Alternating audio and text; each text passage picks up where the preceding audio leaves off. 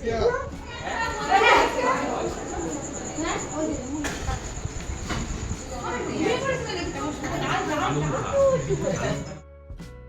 সন্ধ্যেবেলা রেডি হয়ে গেছিলাম মাসির বাড়িতে যাবো বলে, কারণ আজকে ছিল আমার বোনের জন্মদিন। কিন্তু দুপুরবেলা থেকে এত বৃষ্টি হচ্ছিল, আমরা প্রথমে যাওয়াটা ক্যান্সেল করে দিয়েছিলাম। তারপর আমার মামা আর মণিমা আমাদের বাড়িতে এলো। আসার পর আমরা একটা অটো ঠিক করলাম, আর তারপর সেই অটোতে করেই মাসির বাড়ি গেলাম। আমরা তো মাসির বাড়িতে চলেই এসেছি। আর এই যে আমার বোন, আজকে ওরই বার্থডে।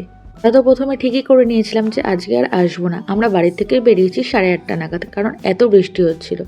তো মাসির মেয়ের মানে আমার বোনের কেক কাটা অলরেডি কমপ্লিট হয়ে গেছিলো। আর এরা আমার মাসির সব স্টুডেন্টরা, তারাও সবাই এসেছিলো। আমরা যেহেতু অনেক লেট করে গেছি, তাই কেক কাটা অলরেডি কমপ্লিট হয়ে গেছে।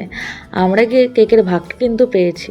আর মাসির বাড়ির আশেপাশে যাদেরকে ইনভাইট করেছিল প্রত্যেকেরই প্রায় খাওয়া হয়ে গেছিলো, কারণ আমরা তো গেছি, বাড়ির থেকে বেরিয়েছি 8:30, পৌঁছাতে 9টা হয়ে গেছে।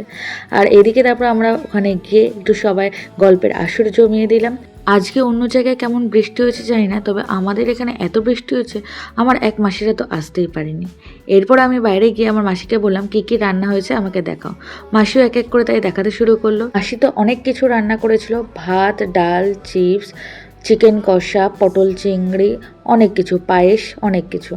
এরপর বাবা আর মামা মিলে আমার বোনকে একটু আশীর্বাদ করে দিল, সাথে উপহারও দিয়ে দিল। আমাদের বাড়ির থেকে যেহেতু মাসির বাড়ি অনেকটাই দূরে, আর তাছাড়া ঝড় বৃষ্টির দিন, এরপর আমরা তাই বেশি লেট না করে খেতে বসে পড়লাম। বাবা আর মামার অলরেডি খাওয়া হয়ে গেছিলো, তারপর আমরা সবাই মিলে একসাথে খেতে বসে পড়লাম। আমি বেশি কিছু খাইনি, জাস্ট রাইস আর চিকেন দিয়েই রাতের ডিনারটা শেষ করেছি। চিকেনটা তো খেতে খুবই ভালো হয়েছিল, এছাড়া বাকি রান্নাগুলোও ভালো হয়েছিল। হ্যাঁ, যদিও আমি বাকি রান্নাগুলো খাইনি, সবাই বাকি রান্নাগুলোরও প্রশংসা করেছে। আর বলাই তো হয়নি, এটা ছিল আমার বোনের 18তম জন্মদিন।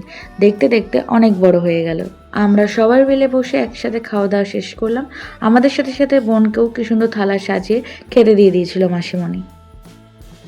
খাওয়া দাওয়া শেষ করেই বাইরে বেরিয়ে দেখি আমার মাসিমণিদের বডিগার্ডরা সব দাঁড়িয়ে আছে। আমার মাসিমণিদের শুধু এই 3টে বডিগার্ড নয়, আরও বডিগার্ড রয়েছে। তারপর আমাদের অটোর দাদাও চলে এসেছিল, আর তারপর আমরা অটো করে বাড়িও চলে এলাম। তাহলে দেখা হচ্ছে নেক্সট কোনো ভিডিওতে, নেক্সট কোনো গল্প নিয়ে। টাটা।